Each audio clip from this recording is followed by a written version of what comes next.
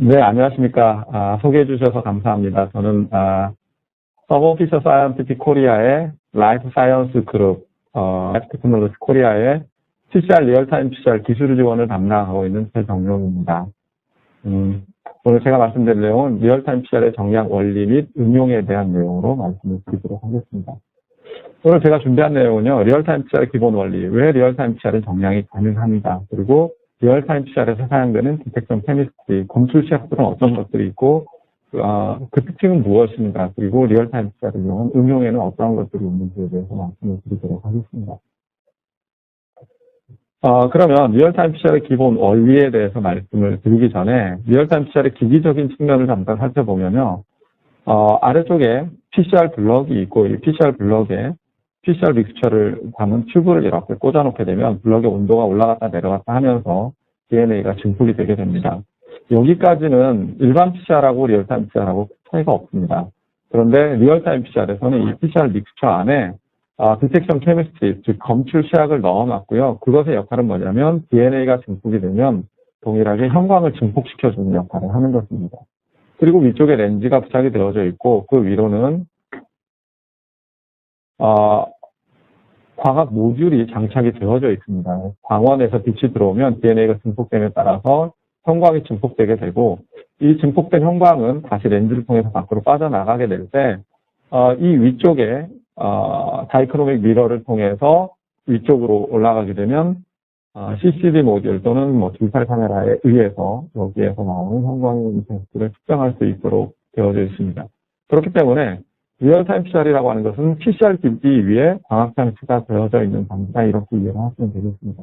그래서 이러한 리얼타임 PCR 장비의 스펙을 결정하는 것에는 서멀 블럭, PCR 블럭이 어떠한 것들을 사용하고 있는가, 즉 샘플을 몇 개, 동시에 몇 개를 할 수가 있는가, 온도 조절은 얼마나 빠르고 또 정확한가, 이러한 부분들이 장비 스펙을 결정하고 광원은 무엇을 쓰는가, 이 광원을 무엇을 쓰느냐에 따라서 엑사이테이션 파워가 달라질 수가 있습니다.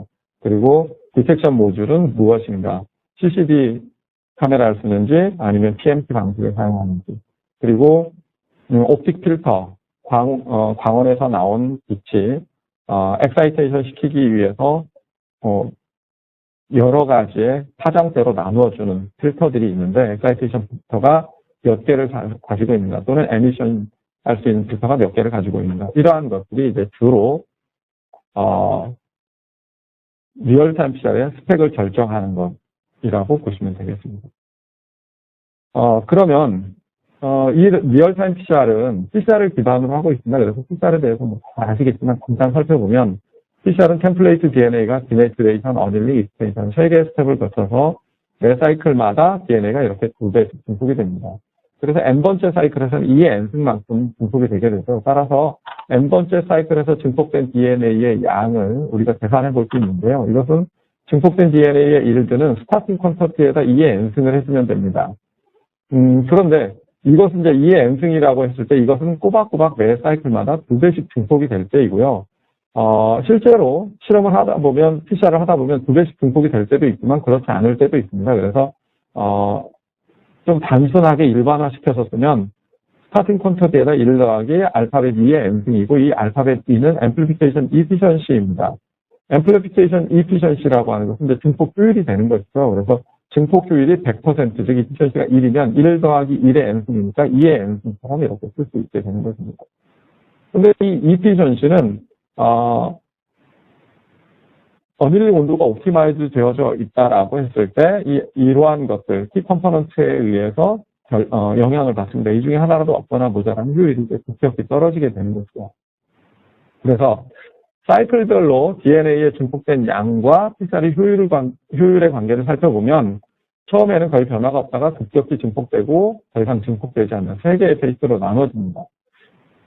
이 초기 구간을 익스포넨셜, 그 다음에 리니어, 플라스터 페이스라고 우리가 그렇게 부르는데요. 익스포넨셜과 리니어와 플라스터 페이스는 어디서 어디까지라고 딱 잘라 말하기는 좀 어렵습니다. 다만 이 익스포넨셜 페이스에서는 증폭 효율이 1에 가깝고 리니어 페이스에서는 1에서 0으로 점점점 감소하고 플라스터 페이스에서는 0에 가깝습니다.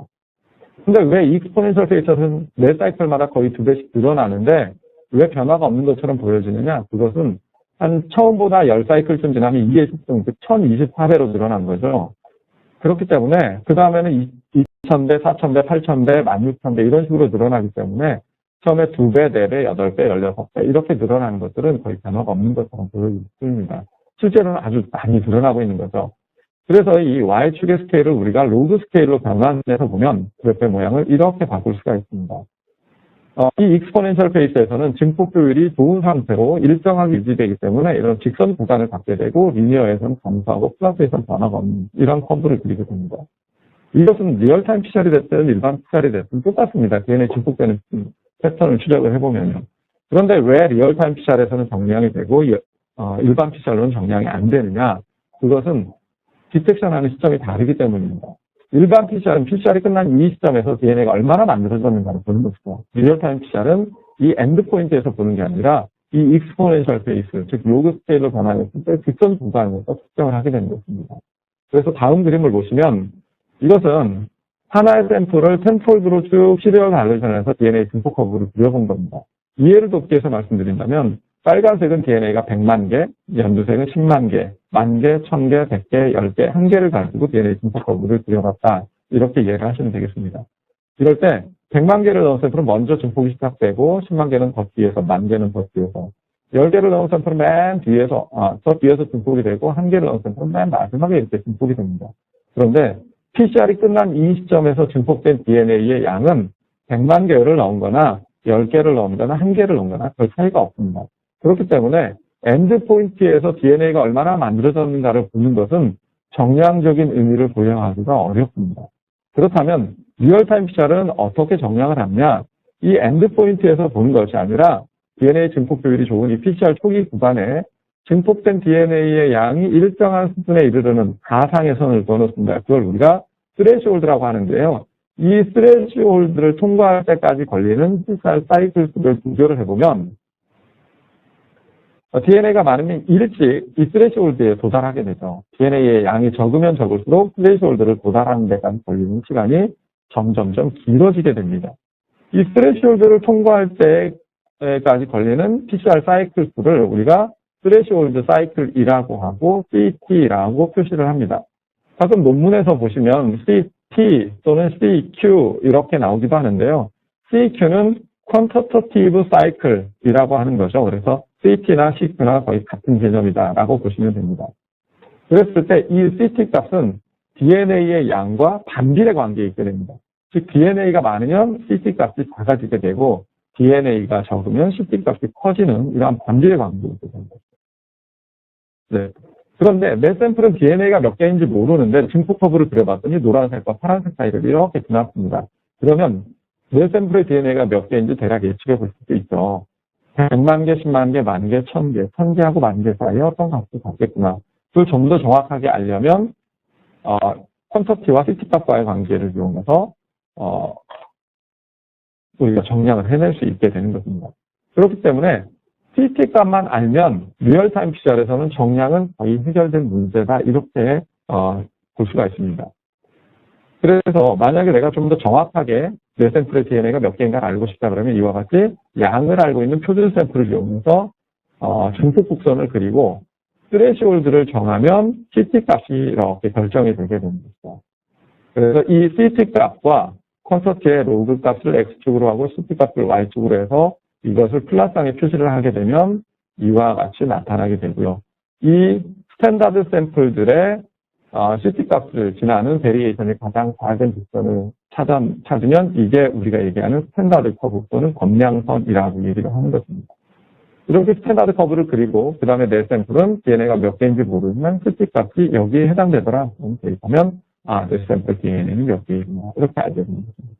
이게 스탠다드 샘플을 이용한 정량 방법이 되는 것입니다. 만약에 상대 정량을 한다. 뒤에 제가 다시 또 말씀을 드리겠지만 상대 정량을 하게 될 때는 이 그림에서 보시면은 텐폴드 시리얼 발레이션을 했을 때 DNA가 일정한 간격으로 이렇게 DNA 증폭 커브가 일정한 간격을 유지하는 것을 볼 수 있습니다.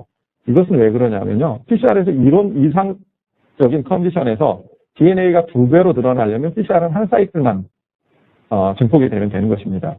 그 얘기는 다시 말씀드리면 DNA를 2분의 1로 줄였을 때는 DNA 증폭 커브가 한 칸 뒤에서 그려지는 것입니다. 그렇기 때문에 DNA 증폭 커브의 간격이 예를 들어서 세 사이클 차이가 난다 그러면 2분의 1, 2분의 1, 2분의 1이니까 2의 마이너스 3승이 되는 것이죠. 그래서 CT 값의 차이만 가지고도 우리가 정량을 해내게 됩니다. 그런 경우에는 상대 정량을 할 때는 그러한 방법을 CT 값의 차이를 이용해서 정량하게 됩니다. 그러면 이 CT 값들을 얻기 위해서는 두 가지가 필요하죠. 첫 번째는 스레시홀드라고 하는 임의의 어떤 값이 필요하고요. 또 하나는 DNA 증폭 커브가 필요합니다. 스레시홀드는 우리가 정하기 나름입니다. 물론 정하는데 일정한 어떤 규칙이 있기는 하지만 이 스레시홀드를 정하는 것은 우리가 정하면 되는 거고 나머지 하나 필요한 것은 DNA 증폭 커브가 되는 것이죠. 이 증폭 커브를 그러면 리얼타임 PCR은 어떻게 그려내느냐 거기에 관련된 것이 이제 디텍션 케미스트리입니다. 아까 처음에도 제가 잠깐 말씀드렸지만 이 디텍션 케미스트리의 역할은 뭐냐면 DNA가 증폭되면 증폭된 만큼 형광을 증폭시켜주는 역할을 하는 것이 이 디텍션 케미스트리입니다. 이 디텍션 케미스트리는 크게 두 가지 타입이 있습니다. 하나는 다이 방식이 있고요. 또 하나는 프로브 방식이 있습니다. 다이 방식이라고 하는 것은 PCR을 진행을 해서 DNA가 증폭이 되면 그 증폭된 DNA에 형광을 띠는 물질이 직접 결합하는 방식입니다. 그래서 사이브로그린이 있고 사이토나인, 에버그린, LC그린 또는 저희 멜트닥터 이와 같은 것들이 있고요. 리얼타임 PCR 아주 초기에 1990년대 중후반에 그때는 ETBR도 쓰여지기는 했었습니다. 그런데 지금 ETBR은 거의 제가 쓰는 것을 본 적은 없고요. 다이 방식에서는 사이브로그린이 가장 널리 사용되고 있습니다.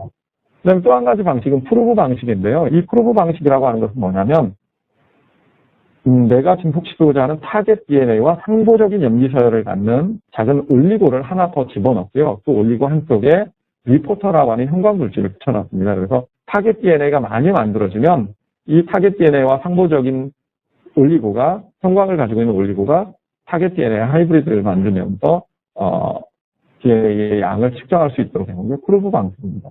이 프로브 방식에는 택맨 프로브, 택맨 MGB 프로브, 그래서 여러 가지 것들이 있는데요. 오늘은 다이 방식의 사이브로그린과 프로브 방식의 택맨 MGB 프로브에 대해서 말씀을 드리도록 하겠습니다. 우선 사이브로그린에 대해서 살펴보면요. 보시는 그림은 사이브로그린 다이가 DNA에 결합하고 있는 모습입니다.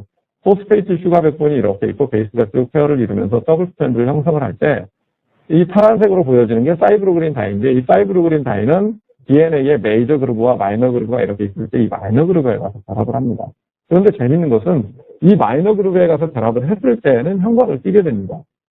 그러니까 지금 이 상태는 이 사이브로그린 다이에 형광이 나온다는 얘기입니다. 그렇겠죠? 그런데 이 DNA의 온도를 천천히 올려주다 보면 이 DNA의 헬릭스가 점점점 풀려서 단일 가닥으로 뚜두둑 떨어지게 됩니다. 그러면 마이너 그루브에 붙어있던 사이브로그린은 다시 밖으로 빠져나오게 되고 이때는 형광을 잃어버리는 그러한 특징이 있습니다. 그래서 이러한 원리를 이용을 해서 리얼타임 PCR을 사용되는 걸 보면 여기 이제 PCR 튜브가 있다고 가정을 하시고요. PCR 믹스처와 사이브로그린 다이를 넣고 템플레이트 DNA를 넣으면 최초의 템플레이트 DNA 이중나선들에 사이브로그린이 가서 결합을 합니다. 그 다음에 PCR이 진행이 되면 템플레이트 DNA가 디네티레이션이 일어나고 여기 결합해 있던 사이브로그린이 밖으로 빠져나오면서 형광을 잃어버리고 있다가 프라이머가 와서 붙게 되고 그 다음에 DNA 중합효소가 와서 새로운 DNA 합성하면 새로 만들어진 이중나선 구조에 다시 사이브로그린이 와서 형광을 띠게 됩니다. 이게 PCR의 한 사이클이고 매 사이클마다 이 단계에서 사이브로그린의 형광을 측정하면 실시간으로 DNA가 얼마나 만들어지는가 알 수 있게 되는 거죠. 그래서 DNA가 많이 만들어지면 이렇게 많은 사이브로그린이 붙어서 높은 형광을 띠도록 해놓은 게 사이브로그린을 이용한 DNA 정량입니다. 지금 보신 것처럼 사이브로그린을 이용하는 것은 PCR에 대한 원리만 알고 있으면 굉장히 쉽게 쓰실 수가 있습니다. PCR에 대한 원리만 알고 있으면 PCR 믹스처 만들고 거기에 적당량의 사이브로그린만 넣어서 쓰시면 되기 때문에 접근하기가 굉장히 간편하죠. 그러한 장점이 있는데 그러한 특징 때문에 나타나는 불편한 점이 한 가지가 있습니다. 어떤 거냐면요. 보시는 것처럼 이중나선 구조로 되어져 있는 DNA에 결합을 하게 됩니다. 그런데 실제로 우리가 PCR을 해서 정기영동을 해보면 내가 원하는 밴드만 딱 뜨기도 하지만 때로는 비특이적인 밴드나 프라이머 다이머 밴드 이러한 것들도 나타나게 되죠. 이것들이 PCR 믹스처 안에서는 이중나선 구조로 되어져 있습니다. 그래서 다시 말씀드리면 내 타겟 DNA가 전혀 없고 프라이머 다이머만 잔뜩 만들어져도 정상적으로 DNA 증폭 커브가 이어진다는 것입니다. 네. 그렇기 때문에 사이브루린을 가지고 실험을 했을 때는 반드시 확인하는 과정을 거쳐주셔야 됩니다. 그러면 어떻게 하느냐? 그것은 정정동을 해보는 방법도 물론 있습니다만 사이브루린 자체의 특성을 이용해서 확인하는 방법이 있는데요. 바로 이제 벨트 커브 또는 디소시에이션 커브, 우리말로 하면 융해곡선이라고 하는 것입니다. 이러한 것들을 이용해서 이제 확인할 수 있는데요. 확인하는 방법은 어떻게 하는 거냐면 PCR 튜브가 있으면 PCR이 끝난 상태에서 이때 사이브루린의 형광을 측정을 해보면 PCR 튜브 안에는 어쨌든 무수히 많은 DNA가 만들어지고 그 안에는 무수히 많은 DNA가 만들어져 있기 때문에 사이브루린의 형광을 측정해보면 이렇게 높게 나옵니다. PCR이 끝난 시점에서는요. 이 시점에서 천천히 PCR 튜브의 온도를 올리게 되면 그 안에 들어있는 DNA 헬릭스가 풀리면서 사이브루린이 조금씩 빠져나오게 되죠. 그러면서 형광을 잃어버리게 됩니다. 그래서 온도가 올라가면 사이브루린의 형광은 점점점 이렇게 감소합니다.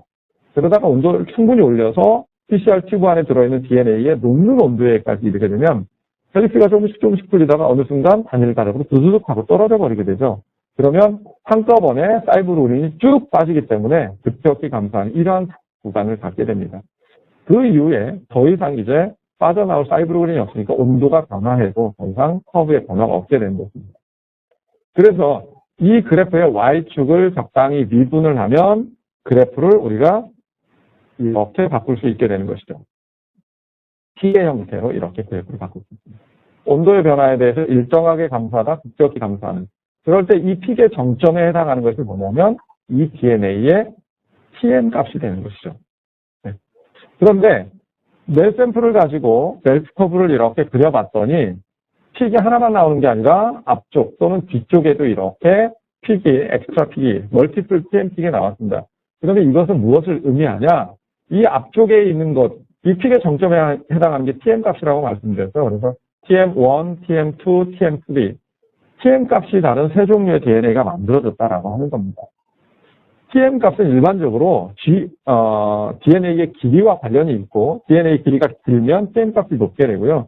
DNA 길이가 짧으면 TM 값이 낮아지게 됩니다. 그래서 이건 정정동을 해서 보면 밴드가 하나, 둘, 세 개의 밴드가 나오고 제일 높은 TM 값을 가지고 있는데 제일 긴 DNA 밴드이고요. 제일 작은 TM 값을 가지고 있는데 제일 DNA 길이가 제일 작은 것입니다. 그랬을 때 이렇게 멀티플 TM 픽이 나왔을 때는 정성에서는 내가 원하는 타겟의 진폭이 있으면 데이터로 쓰셔도 되지만 정량에서는 데이터로 쓰시면 안 됩니다. 왜냐하면 CT 값이 어떤 것에 의해서 결정됐는지 우리가 확인할 길이 없기 때문입니다. 그랬을 때 그러면 이제 옵티마이즈에서 싱글 픽이 나오도록 그렇게 실험 조건을 다시 맞춰 나가야 되는데 그럼 이 세 개 중에서 어떤 게 내 타겟 픽이냐 그것은 일반적으로 항상 그런 것은 아닙니다. 100% 다 그런 건 아니지만 일반적으로 75도씨 정도보다 낮으면 이런 것은 길이가 아주 짧은 거, 50베이스 정도 되는, 50베이스 내외 정도 되는 것입니다. 그래서 이런 것들은 주로 이제 프라이머 다이머 픽으로 보시면 되고요. 그 다음에 리얼타임 PCR로 프라이머를 디자인할 때는 앰플리콘의 길이를 저희가 한 150베이스 페어 이내로 디자인하라고 가이드라인을 해드립니다. 그 이유는 뭐냐면요. 앰플리콘의 길이가 짧으면 PCR이 효율이 좋아지고 또 한 가지는, 사이브루린 가지고 실험을 했을 때는 한 150베이스 정도 되면 TM 값이 한 85도 정도 됩니다. 마스터믹스에 따라서 좀 달라지기는 하지만 한 85도씨 정도 되기 때문에 이 85도씨보다 큰 쪽이면 내가 원하는 타겟보다 긴 DNA구나 이렇게 판정을 해보실 수 있는 거죠. 그래서 75에서 85도씨 사이에 들어온 것이 내 타겟 픽이구나. 그러면 나머지 픽들이 없어지는 조건으로 실험을 옵티마이즈 해나가시면 되겠습니다. 그 다음에 또 한 가지 이제, 사이브루린 가지고 실험을 했을 때는 드물게는 네거티브 컨트롤에서도 PCR이 되는 그런 일들이 일어나는데요. 여기에서 보시면은, 이 위쪽에 보여지는 게 내 샘플 픽이고요. 이 아래쪽에 파란 선으로 보여지는 게 이게 이제 네거티브 컨트롤 또는 NC 또는 NTC, 노 템플레이트 컨트롤이라고 하는 건데, 이런 것들은 이렇게 아무 픽이 없이 나오는 것이 가장 이상적입니다. 그러나 PCR의 특성상 템플레이트를 넣지 않고 프라이머만 넣고 PCR을 하게 되면 프라이머가 프라이머로 PCR하는 경우들이 있습니다. 그래서 그런 경우에는 네거티브 컨트롤에서 이렇게 앞쪽에 프라이머 다이머만 나오기도 하고요. 또는 경우에 따라서는 네거티브에서 내 타겟과 같은 위에서 이렇게 픽이 나오기도 하는데 앞쪽에 나와 있는 이러한 픽은 프라이머 다이머 픽으로 보시면 되고요. 그 다음에 내 타겟과 동일한 위치에서 나온 것은 의심의 여지가 없죠. 이건 컨테미네이션 된 겁니다. 그렇죠. 그래서 네거티브에서 만약에 프라이머 다이머 픽만 나왔다 그러면 네거티브에서 앰플리피케이션이 일어났다고 하더라도 이것은 데이터로 쓰시면 됩니다. 그러나 이 네거티브 컨트롤에서 안타깝게도 내 타겟과 똑같은 TM 값을 갖는 픽이 나왔다. 그러면 이것은 컨테미네이션이죠. 그래서 컨테미네이션 컨트롤 하신 다음에 이 실험을 하셔서 데이터를 쓰시면 되겠습니다. 그러면 이렇게 이제 엑스트라 픽이 그려졌을 때 이러한 경우에 어떻게 옵티마이즈 할 것이냐 트러블 슈팅에 관련된 거죠. 그래서 제일 쉽게 해볼 수 있는 것은 똑같이 실험을 하되 PCR의 온도를 살짝 높여보시는 방법이 있습니다. 어닐링 온도만 한 1도 내지 2도 정도 높여서 실험해보시고 많이 줄었는데 아직도 있다면 다시 한 1, 2도 정도 높여서 해보시는 방법이 있고요. 한꺼번에 4, 5도씩 올리면 안 되니까 한꺼번에 4, 5도씩 올리면 분명히 이런 것들은 현저하게 줄어들기는 할 겁니다. 그런데 거기에 맞춰서 PCR의 효율이 낮아지는 그런 방법도 있습니다. 그래서 조금 번거롭더라도 온도 스크리닝 하시는 방법은 온도를 한 1도나 2도 정도씩 높여나가시는 방법이 있습니다. 그래서 어닐링 온도를 높여나가는 방법이 있거나 또는 템플레이트에 비해서 프라이머의 농도가 너무 높은 경우에도 저런 현상들이 나타납니다. 그래서 일반적으로 저희가 이제 프라이머의 농도를 안내해 드릴 때는 50에서 900 나노몰 농도로 쓰라고 말씀드리지만 사실 이것은 레인지가 너무 넓죠. 50에서 900 나노몰이라고 하면 그래서 최초로 시작할 때는 한 200에서 250 나노몰 정도로 이제 시작을 해보시고 프라이머 농도가 높다 그러면 한 2분의 1로 줄이시거나 프라이머 농도가 낮다 그러면 이제 2배 정도 높여서 실험을 해보시면 되겠습니다. 이러한 문제가 아닌 것 같다 그러면 여기에 너무 올인하시면 시간이 시간대로 가고 비용대로 나가게 되죠. 그래서 차라리 프라이머를 다시 디자인해서 써보시는 것도 굉장히 좋은 방법 중에 하나입니다. 어쩔 수 없이 내가 이 프라이머를 꼭 써야 된다 그러면 이와 같은 방법으로 이제 옵티마이즈를 하시는 방법이 있고 또 내가 사용하는 이 프라이머에 대한 가장 이상적인 프라이머의 농도가 얼마인지를 확인하고 싶다. 그러면 이 실험은 매번 하실 필요는 없습니다. 그리고 꼭 해야 되는 것도 아니지만 프라이머의 최적 농도를 알고 싶다. 그럴 때는 프라이머 컨센트레이션 매트릭스라고 하는 것을 한번 그려보시면 되는 거고요. 예를 들어서 포워드 프라이머 50, 100, 200, 리버스 프라이머 50, 100, 200 나노몰로 하면 전체 9개의 조합이 나오게 되죠. 이 9개의 조합을 가지고 실험을 했을 때 리얼타임 데이터가 가장 이상적인 좋은 데이터를 선택을 해보시면 됩니다. 그래서 예를 들어서 50, 100, 200 이 세 가지만 가지고 데이터를 봤더니 그래프가 이렇게 나왔습니다. 여기서 보시면 100, 100, 200, 200은 CT값 거의 같게 나왔고 50 나노몰을 썼을 때만 CT값이 커졌습니다. 이 얘기는 뭐냐면 템플레이트 양은 동일하게 썼는데 CT값 커졌다는 얘기는 효율이 떨어졌다는 얘기입니다. 프라이머의 농도가 너무 낮기 때문에 효율이 낮아진 거죠. 그 다음에 100하고 200은 같은 위치에서 나왔죠. 그래서 CT값은 일정하게 나오고 그 다음에 이 둘 중에 어떤 걸 쓸 것이냐 앰플콘의 양이 제일 많은 거, 그러니까 플라토의 높이가 높은 것을 선택을 하시면 되겠습니다. 그러면 프라이머의 농도를 많이 넣기만 하면 CT 값은 작고 앰플리콘의 플라토의 높이는 높아집니다. 그랬을 때 어떤 문제가 생기냐면 멜트 커브를 그렸을 때 엑스트라 픽이 생길 수가 있고 그래서 프라이머 다이머나 이런 것도 생길 수 있기 때문에 멜트 커브를 그렸을 때 싱글 픽이 나오는 조건을 찾아보시면 됩니다. 그러니까 요약해서 말씀드리면 CT 값은 제일 작고 DNA 증폭은 제일 많이 되면서도 엑스트라 픽이 없는 조건을 찾으시면 됩니다. 그럴 때 반드시 포워드 프라이머와 리버스 프라이머의 몰라 비율이 꼭 같을 필요는 없습니다. 그 경우에 따라서는 포워드 프라이머는 150 나노몰, 리버스 프라이머는 200 나노몰이 오히려 시점 데이터가 좋을 수 있다는 얘기입니다. 이런 얘기죠. 이와 같은 방법으로 프라이머 농도를 최적화시키는 또 하나의 방법입니다. 여기까지 해서 사이브론에 대해서 말씀을 드렸고요. 다음 이제 텍넨 프루브에 대해서 말씀을 드리겠습니다. 보시는 그림은 텍넨 프루브의 구조입니다. 머리 빗는 등 모양처럼 되어져 있는데요. 이게 이제 우리가 PCR 할 때 사용하는 프라이머처럼 작은 올리고입니다. DNA 조각인 거죠. 그 다음에 5' 쪽에 R, 3' 쪽 Q라고 되어져 있는데 이 R은 리포터 다이고요. Q는 펜처 다이입니다. 리포터 다이는 이름에서도 예측을 하시겠지만 DNA가 얼마나 만들어지는지를 우리가 리포팅해서 역할을 하는 겁니다. 그러면 이 펜처 다이는 왜 필요하냐? 이것은 이 프루브가 PCR 튜브 안에서 두 가지 형태로 존재를 하게 되죠. 하나는 타겟 DNA가 하이브리드를 형성을 한 거하고 또 하나는 타겟 DNA와 상관없이 PCR 리스트 안에서 둥둥 떠다닐 때. 그런데 이 두 가지 경우에 모두 다 리포터의 형광이 나오면 실제로 DNA가 얼마나 만들어지는지를 우리가 구별해낼 수가 없습니다. 그래서 이 펜처의 역할은 뭐냐면 이 프로브가 믹스처 안에서 둥둥둥 떠다닐 때는 타겟 DNA와 상관없이 둥둥둥 떠다닐 때는 이 리포터의 형광이 나오지 않도록 억제해주는, 펜칭해주는 역할을 하는 겁니다. 펜처라고 우리가 저희가 부르게 되는 거죠. 그 다음에 3' 끝쪽에는 블러킹이 되어져 있어서 이게 프라이머처럼 그렇게 DNA 익스텐션 시키지는 못하게 되어져 있습니다. 그러면 펜처가 어떻게 리포터의 형광을 억제하는가? 그것은 우리가 이제 FRED이라고 하는 플로러센스 레조넌스 에너지 트랜스퍼의 원리를 이해를 하면 되는데요. 실제로 FRED 원리는 이거보다는 조금 더 복잡한 그러한 그 과정을 거치게 되지만 간단하게 그려보면 리포터와 펜처 두 개의 형광 단위는 외부에서 빛 에너지가 들어오면 에너지 준위가 그라운드 스테이트에 이렇게 들뜨게 되고요. 임계점에 이르게 되면 빛 에너지를 방출하면서 다시 에너지가 낮아지게 됩니다. 이게 이제 리포터이고 펜처도 마찬가지입니다. 그라운드 스테이트에 있다가 임계점에 이를 때까지 에너지가 들떴다가 빛 에너지를 방출하면서 다시 에너지가 낮아지게 됩니다. 그런데 이 들뜬 에너지의 에너지 레벨이 서로 다르기 때문에 리포터와 펜처는 각기 다른 파장의 형광을 띠게 되는 것이죠. 그런데 이 에너지 준위가 다른 두 개의 물질이 떨어져 있을 때는 각각의 형광이 나오지만 가까이 붙어 있게 되면 에너지 준위가 낮은 쪽에서 높은 쪽의 에너지를 흡수를 해버립니다. 그러니까 리포터 에너지가 이렇게 들떠서 임계점에 이르기 전에 펜처에서 흡수를 해버립니다. 그러면 이 쪽의 형광을 나올 수가 없게 되는 거죠. 펜처만 계속 형광이 나오다가 어떤 원인에 의해서 둘 사이가 멀어지면 그때는 리포터에서 펜처로 에너지가 흘러가지 못하니까 리포터에서 형광이 다시 나오게 됩니다. 그래서 생명 프루브에서 사용되는 걸 보면 올리고가 이렇게 있고 리포터와 펜처가 있을 때 빛 에너지가 들어오면 리포터와 펜처 에너지가 둘 다 들뜨기는 하지만 리포터 에너지가 더 높기 때문에 펜처 쪽으로 이렇게 에너지가 흘러가게 됩니다. 그래서 리포터는 형광이 안 나오고 펜처는 형광이 나오게 됩니다.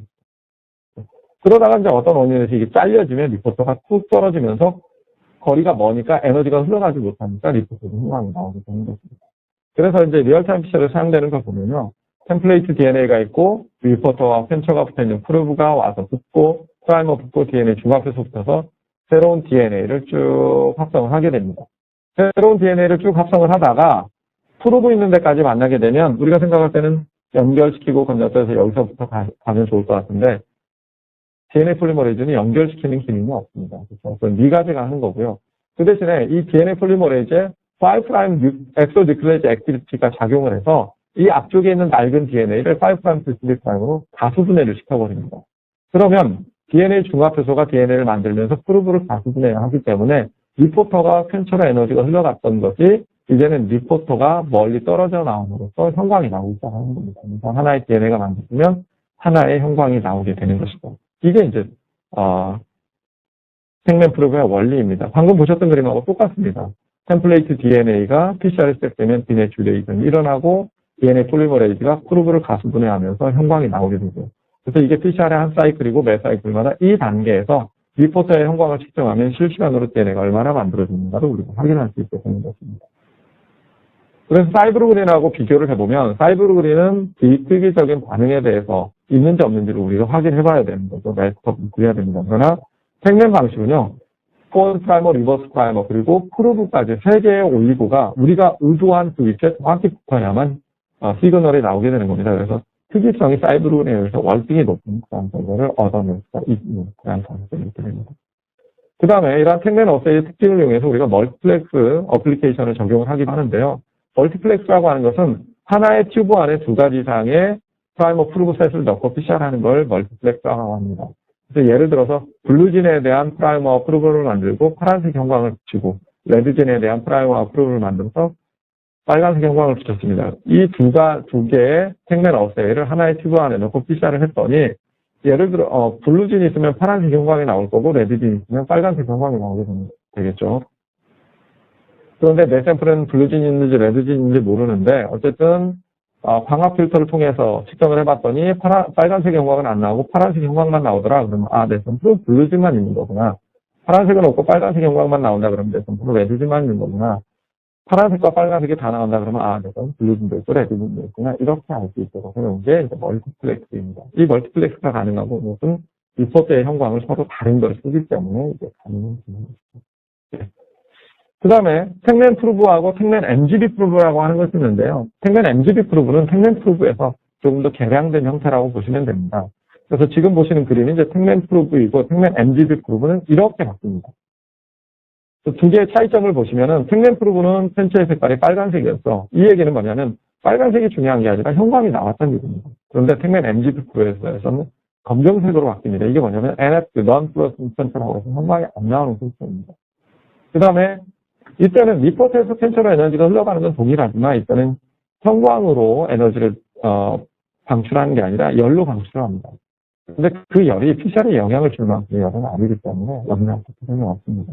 그 다음에 또 한 가지는 택맨 프루브에서는 올리고의 길이가 길었었는데 택맨 MGB 프루브에서는 올리고의 길이가 짧습니다. 그 대신에 MGB라고 하는 게 있는데요. 이 MGB라고 하는 것은 마이너 그루브 바인더로서 이게 이제 DNA 이중나선 구조의 마이너 그루브에 가서 이렇게 결합을 하게 되는 건데 이 MGB가 있음으로써 올리고의 길이가 짧음에도 불구하고 높은 TM 값을 유도해주고 그 다음에 특이성이 높은 그러한 바인딩을 할 수 있도록 도와주는 게 MGB입니다. 실제로 MGB는 이와 같이 타겟 DNA에 프루브가 붙고 타겟과 프루브 사이에 이렇게 결합을 하게 되는 것입니다. 네. 그러니까 택맨 프루브와 택맨 MGB 프루브는 원리상으로는 거의 똑같고 택맨 MGB 프루브가 약간 개량된 형태다 이렇게 이해를 하시면 되겠습니다. 그래서 이제 우리가 리얼타임 PCR의 원리 살펴봤고 그다음에 디텍션 케미스트의 원리를 살펴봤습니다. 그래서 어세이 디벨롭을 해서 이제 리얼타임 PCR 셋업을 해야 되는데요. 그 절차를 보면 타겟 시퀀스 아이덴티파이어 하고 프라이머 프루브 디자인한 다음에 시작 중하고 마스터믹 준비한 다음에 프라이머 프루브 농도 옵티마이즈하고 어닐링 온도 옵티마이즈에서 실험을 하시면 됩니다. 그래서 여기서 여기까지 여기에 전념해서 쭉 실험하시다 보면 3주 정도 걸릴 거고요. 좀 여유 있게 하면 2달, 마음 푼 것 하면 한 학기 이렇게 걸리게 되죠. 그래서 이제 그런 시행착오를 좀 줄여드리기 위해서 저희가 좀 가이드라인을 제시를 해드리는데요. 꼭 이렇게 해야 되는 것은 아닙니다. 다만 이렇게 하면 빠르고 쉽게 할 수 있기 때문에 저희가 가이드라인을 제시를 해드리는 겁니다. 우선 프라이머 프루브 디자인 하실 때요. 저희가 제공해드리는 프라이머 익스프레스 소프트웨어의 디자인 가이드라인대로 디자인하시면 되는데 이 디자인 가이드라인 다음 슬라이드에서 잠깐 보여드리도록 하겠습니다. 그렇게 하고 택맨 마스터 믹스를 사용을 하시면 디폴트 프라이머 프루브 농도, 프라이머는 900나노몰, 프루브는 250나노몰입니다. 이 농도로 쓰시게 되면 기본 프로토콜인 95도, 15초, 6초, 1분, 40사이클을 하게 되면 셋업이 끝나게 되는 것입니다. 물론 한 번만에 원하는 수준의 데이터를 얻어낸다고 장담을 드리기는 어렵지만 훨씬 더 빠르고 높은 퀄리티의 데이터를 얻어내실 수가 있습니다. 그 외에도 만약에 이러한 택맨 어세이를 내가 직접 디자인하는 것은 아무리 디자인 가이드라인이 있다고 하더라도 좀 부담스럽다 그럴 때는 저희가 프리 디자인 어세이를 제공을 해드리는데요. 진익스프레션, 지노타이핑, 또는 마이크로 RNA, 스몰 RNA, 파트 넘버 베리에이션 이러한 용도로 사용할 수 있는 택맨 어세이들을 저희가 한 500만 개 이상 가지고 있습니다. 그래서 그런 것을 검색해서 쓰는 방법이 있고 또는 미리 디자인된 어세이 말고 나만의 어세이를 갖고 싶은데 디자인을 좀 라이프티컬 테크놀로지에서 해줬으면 좋겠다 그러면 시퀀스를 저희에게 보내주시면 저희가 커스텀 어세이 또는 커스텀 플러스 어세이를 디자인해서 공급을 해드리는 프로그램이 있습니다. 그러면 유니버설 사이클링 컨디션은 어떻게 되느냐? 스탠다드 컨디션 95도씨, 15초, 60도씨 1분 40사이클이고요. 베스트 컨디션에서는 95도씨 1초, 60도씨 20초입니다. 그래서 이렇게 되게 되면 한 30분 이내에 데이터를 얻어낼 수 있게 되는 것입니다. 그리고 아까 말씀드렸듯이 프라이머 프루브의 유니버설 프라이머 프루브 농도는 프라이머는 900나노몰, 프루브는 250나노몰, 이제 싱글 플렉스일 때는 이렇게 쓰고요. 멀티플렉스일 때는 오늘은 말씀드리지는 않겠지만 양이 많은 것에서 양이 적은 레어한 타겟에 이니비션이 일어나는 경우들이 있기 때문에 그런 것들을 방지하기 위해서 프라이머의 농도를 좀 낮춰서 쓰실 필요가 있습니다. 그래서 멀티플렉스일 때는 프라이머는 리미티드 포뮬레이션을 쓰셔야 되고 프루브는 250나노몰 쓰시면 되겠습니다. 그러면 프라이머 익스프레스를 이용해서 올리고 디자인할 때 가이드라인은 어떻게 되느냐. 우선 프라이머 디자인할 때는 PM 값을 58에서 60도씩, 그 다음에 3D 프라임 끝쪽 5개의 베이스에 GC가 2개 정도가 나요. GC는 PM 값을 우리가 4도시로 계산하고 H는 2도시로 계산하죠. 일반적으로는. 그랬을 때 이 GC가 3' 끝쪽에 몰려있게 되면 GC가 리치한 리전에 가가지고 너무 스페시픽 앰플리피케이션이 일어날 가능성이 높아집니다. 그래서 3' 끝쪽에 너무 GC가 몰리지 않게 하시는 것이 좋고요. 앰플콘의 랭스는 150 베이스 페어 이내로 디자인하라고 말씀을 드렸는데 아까 말씀드렸듯이 PCR이 효율이 좋아지는 거, 그 다음에 만약에 사이브로그를 쓴다라고 하면 멜트 커브를 그렸을 때 TMP의 레졸루션이 좋아지는 그런 특징이 있습니다. 그다음 논문에 보면 경우에 따라서는 한 200, 230짜리도 쓰시기도 하시는데요. 길이가 길면 PCR이 효율이 떨어질 가능성이 있는데 실험하는데 문제만 없으면 좀 길게 쓰셔도 상관은 없습니다. 그러면 아무래도 짧게 디자인하시는 것이 효율이 더 좋아지고 실험이 잘 될 가능성이 높기 때문에 좀 짧게 디자인하라고 말씀드리는 거고요. 그 다음에 프로브 디자인할 때는 프라이머보다 CM 값을 10도 정도 높게 하셔야 프라이머가 붙기 전에 프로브가 먼저 타겟에 가서 붙게 그리고 우리가 조절할 수 있습니다. 그 다음에 5' 쪽에 이 구안이 있게 되면 이 구안이 형광을 약간 흡신을 하는 특징이 있습니다. 그래서 반응은 뒤로 시작되는 것을 피하시는 게 좋고요. 5' 쪽에 리포터, 3' 쪽에 펜처를 붙여서 프로브를 합성을 하시면 되겠습니다. 그러면 저희가 가지고 있는 텍맨 어세이는 어떤 것들이 있느냐? 텍맨 진 익스프레션 어세이가 약 한 23개, 24개 스피시스에 대해서 130만 개 정도가 디자인이 되어져 있습니다. 그러니까 여기에 나와져 있는 이러한 스피시스들에 대해서는 웬만한 짐들은 다 되어져 있다라고 보시면 되고요. 13,000개 아니고요. 13만 개 아니고 130만 개 디자인이 되어져 있습니다. 그 다음에 지노타이핑, 얼릴릭 디스크리미네이션, SMP 타이핑 어세이에는 휴먼께 한 400만 개 이상이 디자인 되어져 있습니다. 그래서 RS 번호만 넣고 검색을 하시면 바로 쓰실 수가 있고. 그 다음에 카피 넘버 어세이에는 프리 디자인된 카피 넘버 어세이가 160만 개 정도 디자인이 되어져 있습니다. 이것은 진 또는 넌진 리전까지 다 커버를 해서 디자인된 것들이고요. 그 다음에 카피 넘버 어세이, 카피 넘버 베리에이션 어세이를 할 때는 타겟 어세이도 있어야 되지만 또 레퍼런스 어세이가 있어야 됩니다. 그래서 레퍼런스 어세이는 우리가 RNA-seq 또는 퍼트 이 두 가지를 공급을 해드리고 있습니다. 카피 넘버 실험하는 방법은 타겟에 세미 레이블링된 타겟 어세이와 비기 레이블링된 레퍼런스 어세이, 그 다음에 지노타이핑 마스터 믹스, 그리고 지노믹 DNA 샘플 믹스를 만든 다음에 리얼타임 짤을 돌리고요. 그걸 가지고 카피콜라라고 하는 소프트웨어를 이용을 하시면 쉽게 카피 넘버를 확인하실 수가 있습니다. 그 다음에 텍맨 마이크로 RNA 어세이가 있는데요. 텍맨 마이크로 RNA는 여러분들 잘 아시다시피 머셔폼이 20 베이스 내외 20에서 한 25 정도밖에 안 됩니다. 사실 프라이머 디자인을 하기에도 좀 짧은 감이 있는 그러한 시퀀스죠. 근데 그걸 텍맨 어세이로 디텍션 할 수 있는 것이 바로 텍맨 마이크로 RNA 어세이인데, 이것은 이제 보시는 것처럼 RT 프라이머를 스테멘 두 개의 형태로 만들어서 cDNA를 만들고 이 cDNA를 가지고 이제 텍맨 어세이로 디자인하는 것이 텍맨 마이크로 RNA 어세이입니다. 휴먼에 관련된 휴먼뿐만이 아니라 일반적으로 이제 우리 마우스나 아니면 아라우리도스나 이런 것들 마이크로 RNA 알려진 것들에 대해서 한 800가지 이상이 미리 디자인되어져 있습니다. 그래서 마이크로 RNA는 저희 텍맨 어세이 서치 툴이라고 하는 이 툴에서 검색을 해보시면 되는데, 여기 보시는 것처럼 진 익스프레션이냐 아니면 지노타이핑이냐 카피 넘버냐 siRNA냐 마이크로 RNA냐, 그리고 마이크로 RNA 같은 경우는 머셔 마이크로 RNA를 볼 것이냐 프라이 마이크로 RNA를 볼 것이냐 미믹을 볼 것이냐 스피시스는 어떤 것들을 해당할 것이냐, 이런 것들을 선택해서 점점점 내가 검색하고 있는 마이크로 RNA 어세이를 좁혀나갈 수 있습니다. 그 다음에 텍맨 뮤테이션 어세이, 뮤테이션 디텍션 할 수 있는 어세이가 이제 텍맨 뮤테이션 디텍션 어세이 또는 캐스트 PCR이라고 하는 캐스트 PCR이라고 이제 저희가 부르는데요.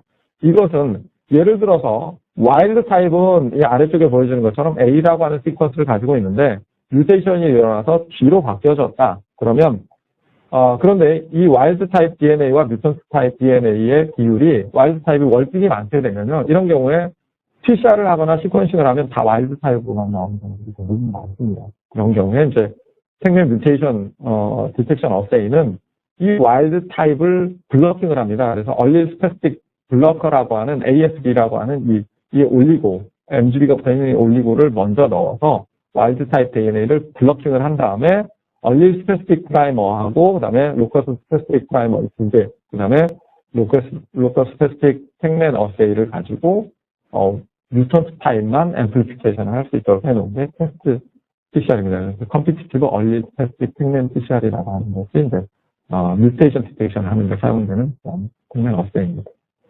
여기까지 해서 팩맨 어세이에 대한 내용 쭉 말씀을 드렸습니다. 그러면 이제 리얼타임 PCR의 응용은 어떤 것들이 있는가? 리얼타임 PCR의 응용은요, 굉장히 많이 또 최근에 여러 다양한 방법들로 시도가 되어져 있고, 그렇지만 가장 기본적인 어플리케이션은 크게 두 가지로 나눠볼 수 있습니다. 리얼타임 어플리케이션이냐, 엔드포인트 어플리케이션이냐. 리얼타임 PCR은 주로 정량 쪽에 사용되고, 엔드포인트 어플리케이션은 주로 정성 쪽에 사용됩니다. 그러면 이제 정량 어플리케이션은 절대 정량과 상대 정량, 그 다음에 정성 어플리케이션은 PCR 프로덕트 디텍션, 즉 있는지 없는지, 플러스냐 마이너스냐, 파지티브냐 네거티브냐, 그 다음에 지노타이핑 어플리케이션, 그러니까 두 개의 대립 형질이 있을 때 어떠한 유전자 타입을 가지고 있느냐, 이런 것들을 그때 이제 사용을 하게 됩니다. 우선 정량 어플리케이션의 절대 정량을 먼저 살펴보면요, 절대 정량은 이미 제가 우리 세션 초기에 이미 말씀을 드렸습니다. 그래서 이 절대 정량의 원리는 이미 말씀을 드렸고요. 이 절대 정량이라고 하는 것은 내가 관심이 있는 DNA 또는 RNA의 카피 수가 정확히 얼마인지를 알아내는 그런 방법이죠. 그래서 뭐 바이러스 ኳ스피케이션 이런 용도로 사용되게 되고요. 실험하는 방법은 카피 수를 알고 있는 이러한 표준 물질을 이용해서 CT 값을 얻어내고 표준 물질의 컨셉트와 CT 값을 이용해서 표준 곡선 그린 다음에 내 샘플은 DNA가 몇 개인지 모르죠. 그러나 리얼타임 PCR은 CT 값이라고 하는 건 확보를 할 수 있습니다. 그래서 이 CT 값을 스탠다드 커브에 대입하면 이렇게 내 거 DNA가 몇 개짜리구나 라고 하는 것을 알 수 있게 되는 것입니다. 이와 같은 방법으로 해서 이제 정량을 하게 되는 것이죠. 그래서 실제로 실험하는 것은 그렇게 어렵지는 않은데 이 스탠다드를 준비하는 것 자체가 이제 또 하나의 일이 되는 것이죠. 그렇다면 이 스탠다드는 어떻게 준비할 것이냐? 자세히 말씀드리긴 좀 어렵지만 간단하게 말씀드리면 리얼타임 PCR이 아닌 별도의 방법으로 스탠다드를 준비를 하셔야 되는데요. 일반적으로 DNA의 카피수를 알고 싶다 그럴 때는 옵티컬 덴서티, 즉 농도를 알고 몰레큘러 분자량을 알면 우리가 카피수를 계산해낼 수 있습니다. 그래서 예제를 제가 하나 넣어드렸는데요. 예를 들어서 프라이머를 디자인할 때 한 코드와 리버스 프라이머, 그러니까 앰플리콘의 길이가 한 1kbase 정도 되게 디자인한 다음에 이걸 PCR을 해서 정정동을 하는 1kbase 해당하는 변수가 뜨게 됐죠. 그래서 이것만 일루션을 해서 농도를 재봤더니 예를 들어서 마이크로리터당 1피코그램이더라. 그러면 이럴 때 1kb짜리 더블 스트랜드 DNA이고 농도가 피코그램 퍼 마이크로리터더라. 그러면 이 두 가지 인포메이션을 가지고 이 안에 DNA가 몇 개인가를 우리가 확인할 수 있습니다. 어떻게 하냐면요. 1kb짜리 더블 스트랜드 DNA의 표준 분자량은 650 곱하기 10의 3승 발손입니다.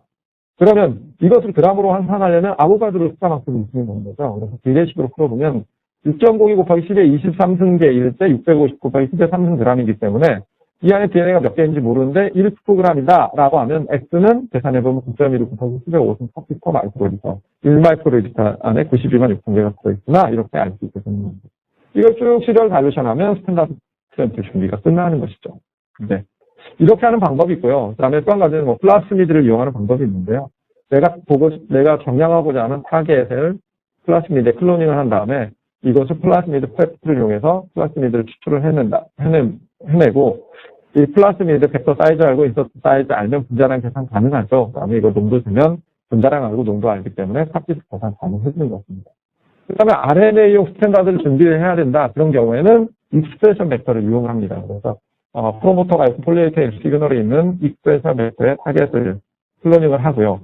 여기에서 인비트로 트랜스크립션을 하게 되면 이 안에는 두 가지가 존재합니다. 플라스미드와 cRNA가 존재하죠. 컴플리멘터리 RNA만 우리가 얻기를 원하기 때문에 여기에 DNA를 처리를 하면 플라스미드만 다 제거가 되고 컴플리멘터리 RNA만 남게 됩니다. 이것을 퓨리피케이션 과정을 거친 다음에 알기 때문에 분자량 계산 가능하고 농도 주면 분자량과 농도와 관계를 해서 값비스를 계산해낼 수 있게 되는 것이죠. 이와 같은 방법으로 해서 이제 RNA 스탠다드를 준비를 하실 수도 있습니다. 이렇게 해서 스탠다드 커브를 그려봤더니 이와 같이 그려졌습니다. 그러면 이 스탠다드 커브는 우리한테 중요한 두 가지 사실을 얘기를 해줍니다. 하나는 내 언노운 샘플의 펌프기가 얼마인지를 알려주는 역할을 하는 거고요. 또 한 가지는 이 실험이 얼마나 잘 정교하게 됐는가를 확인할 수가 있습니다. 그것은 이 아래쪽에 보면 이제 퀄리티 인디케이터가 보여지는데요. 이 퀄리티 인디케이터를 보시면은 타겟 유전자가 무엇인지, 그 다음에 슬로프, 그 다음에 Y 인터셉트, R 스퀘어 값, 그 다음에 PCR 이피션시가 나오는데 슬로프와 이피션시는 서로 굉장히 밀접한 관계가 있습니다. 그래서 슬로프는 이피션시와 관련이 있고 슬로프가 마이너스 3.3이면 증폭 비율이 100%입니다. 왜 마이너스 3.32가 100%인지에 대한 것을 제가 여기서 자세히 설명을 드리지는 않겠지만 2의 3.32승이 10입니다. 그래서 아까 그림에서 보시면 X축에 한 눈금이 DNA 10배 차이가 되는 거죠. 그래서 DNA 10배가 되기 위해서 PCR이 3.32 사이클 돌면 DNA가 10배가 만들어지기 때문에 효율이 100%가 되는 것입니다. 그 다음에 이피션시와 슬로프의 관계는 이와 같은 관계가 있고요. 그 다음에 두 번째로 보시는 게 이제 코릴레이션 또 이프런트, R 스퀘어 값이라고 얘기하는 거죠. 이것은 보통 이제 논문을 쓰시거나 어떤 자료를 제출하실 때 보통 한 0.99 이상 정도 나오는 것이 바람직하다라고 볼 수 있습니다. 때로는 이것보다 좀 낮은 경우에도 뭐 논문을 쓰시거나 그런 경우도 좀 있기는 있습니다. 여기까지 해서 절대 정량에 대해서 말씀을 드렸고요. 그 다음에 상대 정량에 대해서 말씀을 드리겠습니다. 상대 정량은 크게 두 가지가 있습니다. 스탠다드 커브를 이용하는 방법 또는 스탠다드를 들지 않고 CT 값을 비교하는 방법, 컴패러티브 CT라고 하죠. 이러한 방법으로 하는데 최종적으로 우리가 얻고자 하는 것은 폴드 디퍼런스, 몇 배 또는 몇 퍼센트를 얻고자 하는 거죠. 그래서 주로 이제 빅믹 버전 실험에 많이 사용됩니다. 스탠다드 컵을 이용하는 방법은요, 아까 절대 정량과 원리는 거의 똑같습니다. 스탠다드 샘플 분기에서 내 샘플, 비교하고자 하는 두 샘플에 CT 값들을 대입하면 몇 배, 이렇게 나오게 되죠. 다만, 이 스탠다드를 준비할 때, 이때는 스탠다드 샘플의 절대값을 알지 않아도 상관이 없습니다. 그러니까 어떤 분은 이렇게 절대값을 알고 실험을 해서 투폴드로 얻어내시는 분도 있고, 어떤 분은 나 그냥 이걸 1이라고 할래. 1, 0.5, 0.25, 0.16, 0.025 이렇게 해서 계산해도 어차피 투폴드죠. 그렇다면 이 스탠다드 샘플의 절대값을 우리가 굳이 알 필요는 없습니다. 그래서 스탠다드 샘플을 준비하는 게 굉장히 간편해지고 퀄리티 컨트롤링이 됩니다. 다만 희석을 할 때 정확히 희석을 해주시는 게 꼭 필요합니다. 그 다음에 이런 이제 상대 정량을 할 때는 레퍼런스가 두 가지가 필요한데요. 하나는 레퍼런스 진, 또 하나는 레퍼런스 샘플입니다. 레퍼런스 진이라고 하는 것은 노멀리제이션을 하기 위해서 우리가 사용하는 건데요. 엔도제너스 컨트롤이라고 하는 이름으로도 더 많이 들려집니다. 이것은 두 샘플 간의 비교를 하고자 할 때 그 샘플에서 사용된 샘플의 양을 똑같은 걸로 보정해주는 역할을 하는 겁니다. 그래서 두 샘플 간의 인풋 샘플 매치가 동일하게 보정해주는 역할을 하는 거고, 그러면 어떤 것들을 엔도제너스 컨트롤을 쓸 수 있느냐? 샘플 간의 스테이블하게 발현하면서도 발현량이 동일한 유전자를 엔도제너스 컨트롤로 쓰시면 됩니다. 그래서 주로 이제 하우스키핑 지인들이 엔도제너스 컨트롤 사용되는데요. 웹데이트나 뭐 엑틴이나 글로불린 이런 것들이 사용되는데, 그러나 하우스키핑 진과 엔도제너스 컨트롤은 엄밀한 의미로는 약간 다릅니다. 하우스키핑 진은 넌 인듀서블 진으로 해서 발현량의 변화가 없는 거죠. 엔도제너스 컨트롤은 발현량이 동일한 겁니다. 그러면 발현량의 변화가 없으면 발현량이 똑같은 거 아닌가요? 그럴 수도 있습니다. 그러나 그렇지 않은 경우도 있습니다. 1997년에 나온 논문에 보면 이 베타액틴, 우리가 엔도제너스 컨트롤 많이 사용하는데요. 이 베타액틴의 발현을 브레인과 파이브로블라스트에서 비교를 해봤더니 파이브로블라스트가 무려 10배 정도 높게 나왔습니다. 그러면 두 샘플의 어떤 타겟을 정량을 할 때 액틴을 가지고 엔도제너스 컨트롤을 사용을 하시면 그런 경우에는 파이브로블라스트에서는 무려 한 10분의 1 정도로 줄어드는 그런 결과를 얻게 되는 것이죠. 그래서 하우스키핑 진하고 해서 항상 엔도제너스 컨트롤을 사용할 수 있는 것은 아니다. 그렇기 때문에 마이키 가이드라인, 구글에서 MIQE, 마이키 가이드라인을 참고를 해보시면 거기에서 이제 이 엔도제너스 컨트롤에 대한 부분들이 언급이 되는데요. 만약에 적합한 엔도제너스 컨트롤을 찾기가 어려운 경우에 적어도 논문 정도는 참고를 해서 한 6, 7개 캔디데이트 정도를 가지고 그것들을 테스트를 해서 어떤 게 나한테 적합한지를 찾아서 쓰는 게 좋다라고 하는 그런 게 가이드라인이 있습니다. 그 다음에 두 번째 레퍼런스에는 레퍼런스 샘플이 있습니다. 이것은 우리가 캘리브레이터라고 부르기도 하고 사실 컨트롤 샘플이라고 우리가 많이 얘기를 하는 것입니다. 그래서 예를 들어서 어떤 약을 적게 투여한 그룹과 많이 투여한 그룹 간의 특정한 유전자의 발현을 비교하고자 할 때 적게 투여한 그룹에 대해서 많이 투여하면 어떻게 될까? 그러면 적게 투여한 그룹이 기준 샘플이 되는 거죠. 많이 투여한 그룹에 대해서 적게 투여하면 어떻게 될까? 그러면 이 많이 투여한 그룹이 이제 기준 샘플이 되는 것입니다. 그런데 이거 역시 레퍼런스 샘플을 뭘 규정하느냐에 따라서 데이터의 의미가 상당히 많이 달라집니다. 예를 들어서 캘리브레이터로 약을 투여하지 않고 슈가필만 먹인 그룹을 가지고 기준으로 봤을 때 정량을 해봤더니 적게 투여한 그룹은 100카피가 나왔고 5mg 투여했을 때 100카피가 나왔고 50mg을 투여했더니 200카피가 나왔다. 그러면 발현량이 2배로 늘었구나. 많이 증가했구나. 이렇게 얘기할 수 있지만 만약에 캘리브레이터를 슈가필만 먹는 것을 기준으로 봤더니 이것은 1이 나왔는데 5mg을 투여했더니 100카피가 나왔고 50mg을 투여했더니 200카피가 나왔다. 그러면 여기서 2단계는 100배가 늘어난 거죠. 여기는 2배 늘어난 겁니다. 의미가 완전히 달라지죠. 여기는 엄청나게 늘었지만 여기는 거의 변화가 없다라고 볼 수 있는 거고 만약에 캘리브레이터 이 슈가필을 투여한 그룹을 빼버리면 적게 투여한 그룹에 대해서 많이 투여하니까 2배씩이나 늘어나더라. 이렇게 얘기가 됐습니다. 얘기하고자 하는 방향이 많이 달라질 수 있습니다. 그래서 아까 말씀드렸던 마이키 가이드라인에서 이 부분에 대한 언급을 합니다.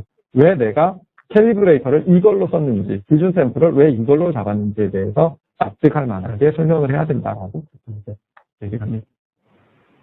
그래서 특정한 컴파운드를 챌린징을 한 다음에 IL2가 시간에 따라서 어떻게 변하는가를 0시간, 2시간, 24시간 후에 샘플링을 해서 측정을 해봤더니 0시간은 1, 2시간은 2.5로 늘어났고 24시간은 대략 4분의 1이 0.25로 감소하더라. 이렇게 계산되게 되는 거죠. 이와 같은 결과를 얻기 위해서 우리가 이제 스탠다드 커브를 이용하게 됩니다.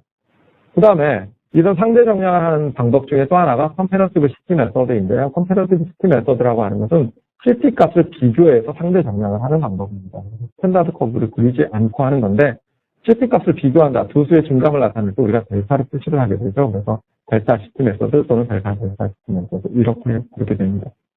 이 계산하는 방법은요. 이것은 스탠다드 없이 시티 값들만 얻어낸 다음에 캘리브레이터 티슈에서 타겟 진행과 엔도제너스 컨트롤의 시티 값의 차이를 얻어낸 델타 시티, 그 다음에 익스페리먼트 티슈를 해서 타겟 진과 엔도제너스 컨트롤의 시티 값을 뺀 델타 시티를 구한 다음에 이 델타 시티들을 한 번 더 빼줍니다. 이 빼는 순서가 굉장히 중요합니다. 이렇게 얻어진 델타 시티에 마이너스 붙인 다음에 2의 지수로 해주면 렐라티브 퀀티티, 상대 정량이 끝나게 되는 것입니다. 그래서 아까 그 스탠다드 커브를 이용해서 정량했던 진리 익스프레션 데이터를 이번에는 컴패러티브 시티 메서드로 비교를 해봤습니다. 그랬더니 0시간, 2시간, 24시간 후에 시티 값들을 얻어내고 델타 시티를 얻고 델타 시티를 얻어서 폴드 디퍼런스 측정을 해봤더니 0시간을 기준으로 봤더니 2시간은 2.3으로 늘어나고 24시간은 대략 4분의 1인 0.2로 감소를 하더라. 이렇게 보게 됩니다. 그러면 아까 렐러티브 스탠다드 커브 메서드하고 비교를 해보면 아까 여기가 얼마인지 혹시 기억하시나요? 네, 0.25였었죠. 0.25이고 지금 0.27입니다. 0.25와 0.27이 같은 값인가요? 다른 값인가요? 사실 진 익스프레션에서 그 정도 수준이라고 하면 같은 값으로 상관없습니다. 그렇죠? 그런데 어쨌든 똑같은 실험 데이터를 스탠다드 커브 메소드로 분석을 했더니 0.6, 컴패러티브 시티 메소드로 했더니 0.27이 나왔습니다. 그것은요, 스탠다드 커브 메소드는 프라이머의 증폭 효율에 대해서 스탠다드 커브 자체가 보정을 해주는 역할을 합니다. 슬로프 자체가 증폭 효율에 대한 보정이거든요. 그런데 컴패러티브 시티 메소드는 증폭 효율에 대한 언급이 없습니다. 있긴 있는데요. 가려져 있습니다. 여기입니다. 2의 마이너스 델타 CT. 이 2라고 하는 것은 실제로는 1 플러스 알파벳 2, 즉 PCR이 효율이 되는 거죠. PCR이 효율의 마이너스 델타 CT로 써야 정상입니다. 그런데 이 이피션시를 알기 위해서는 스탠다드 커브를 그리고 그 프라이머의 스탠다드 커브로부터 증폭 효율을 얻어내야 되죠. 근데 컴패러티브 시티 메소드는 스탠다드를 그리지 않기 때문에 증폭 효율을 알 수가 없습니다. 그래서 그냥 증폭 효율을 1이라고 하고 계산을 하는 거죠. 그래서 실제로 증폭 효율이 1일 때 2.3이면 0.9이면 2.2가 되고요. 0.5는 1.6이 될 수 있습니다. 이게 큰일 났죠. 컴패러티브 시티 메소드 그동안에 많이 썼는데 이거 이 메소드 쓰면 안 되겠구나. 그럴까요? 그래서 리얼타임 PCR은 컴패러티브 시티 메소드가 처음에 리얼타임 PCR의 접목이 됐을 때는 논문을 썼을 때 레프리가 좀 밸리데이션 해보셨습니까? 이런 다른 데이터들을 요구하기도 했었습니다. 그런데 이제 지금은 워낙 프라이머 디자인하는 툴이나 아니면 리얼타임 PCR에 대한 난리지나 이런 것들이 워낙 높아져 있기 때문에 이 정도라고 하면 PCR 효율이 그 정도 차이가 난다고 하면 뭐 크게 그 수준에서 벗어나지 않겠다라고 해서 요즘은 이제 그렇게까지 깐깐하게 뭐 레프리가 리드를 하지는 않는 걸로 알고 있습니다. 그러나 어쨌든 나는 프라이머 효율까지 다 보정을 하고 싶다. 그러면 저희 라이프 테크놀로지에서 나오는 리얼타임 PCR의 소프트웨어는 이피션시를 다 보정할 수 있는 그러한 어널리스트 세팅스가 따로 있습니다. 그래서 프라임의 효율을 우리가 알고 있으면 거기에 프라임의 효율을 입력을 하면 증폭 효율에 대한 보정이 다 끝난 상태로 변화를 볼 수가 있습니다. 네. 여기까지 해서 상대 정량에 대해서 말씀을 드렸고요. 그 다음에 리얼타임 PCR로만 진익스프레스 어세이는 뭐 이러한 방법들이 이제 활용이 되고 있고, 그 다음에 리얼타임 PCR로 유전자 발현을 확인하기 위해 단계를 보면 RNA 아이솔레이션하고 cDNA 만들고 믹서 준비한 다음에 러닝하고 데이터 분석을 하게 되는데, RNA 아이솔레이션을 할 때는 샘플 타입이 뭐냐, RNA 타입은 뭐냐, 토탈을 뽑을 것이냐, mRNA만 뽑을 것이냐, 마이크로 RNA만 뽑을 것이냐, 그런 거에 따라서 이제 RNA 아이솔레이션 킷이 따로따로 존재하게 되죠. 싱글셀 CT 킷이나 뭐 트리즈를 쓴다거나 아니면은 퓨어링크 RNA 미니 킷을 쓴다거나 아니면 뭐 그런 킷을 사용하시면 되고, 그 다음에 RNA를 샘플을 좀 더 모아서 실험을 한꺼번에 해야 되겠다. 그러면 RNA 데이터 솔루션에 담가 놓으면 RNA 디그레데이션 되는 것을 섬세하게 묻혀가면서 샘플을 모으실 수가 있습니다. 그 다음에 여러 이제 다양한 리버스 트랜스크립션 키트가 있는데 하이 캐퍼시티 cDNA 킷이나 아니면 슈퍼스크립트 빌로 이런 것들이 주로 많이 사용되게 되죠. 그 다음 리액션 믹스처는 탱맨 어세이를 쓸 때는 탱맨 마스터믹스, 사이브로그램을 쓸 때는 사이브로그램 마스터믹스를 쓰시면 되고요. 그 다음에 리얼타임 PCR 장비는 7이나 7 플러스, 7500, 7500 테스트, 그 다음 콘테스트 6나 7 또는 12 데이트 그리고 뭐 GR7 이러한 것들이 이제 지금 저희가 현역에서 나오고 있는 리얼타임 PCR 장비입니다. 이렇게 해서 데이터 분석을 할 때는 리얼타임 PCR 소프트웨어, 시스템 소프트웨어를 가지고 1차로 분석을 하시고, 그 다음에 데이터 어시스 소프트웨어나 익스프레션 스위트 같은 2차 분석 소프트웨어를 이용해서 분석을 하시면 되겠습니다. 이와 같은 방법으로 해서 유전자 발현을 스터디를 하시면 되겠습니다. 여기까지 해서 상대 정량까지 말씀을 드렸고요. 시간이 조금 지나기는 했는데 엔드포인트 어플리케이션인 지노타이핑에 대해서 잠깐 말씀을 드리도록 하겠습니다. 릴릭 디스크리멘 어세이, 스밋 지노타이핑 어세이인데요.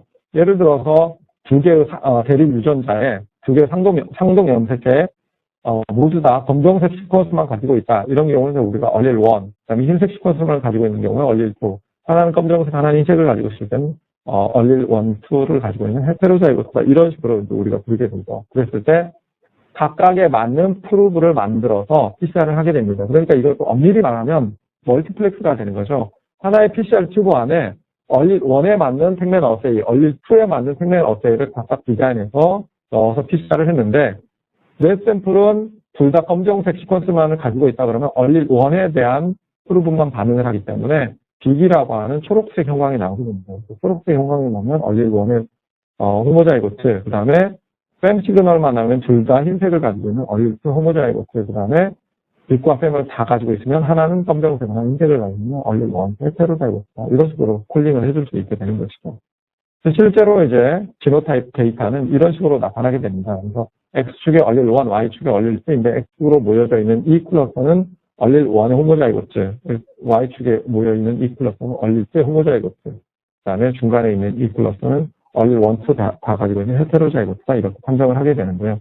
그러면 이 점 하나하나들이 찍히는 그 원리는 무엇입니까?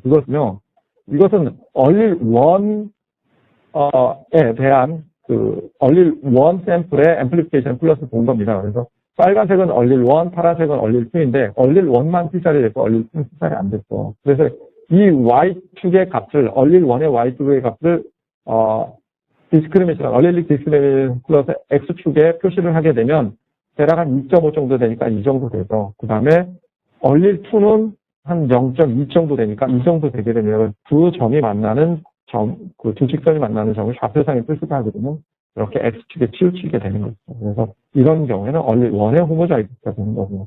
반대의 경우죠. 이번에는 얼릴 2만 PCR이 있고 얼릴 1은 PCR이 안 됐습니다. 그래서 이 AX축의 델타 Rn 값을 플러스하게 표시를 하게 되면 얼릴 1은 0.2 정도 되고 얼릴 2가 한 2.5 정도 되니까 이 정도 되게 되는 거죠. 그래서 이 두 직선이 만나는 점을 플러스하게 표시하게 되면 이 위치에 나타나게 됩니다. 그래서 이게 이제 얼릴 2의 호모자이고트고요.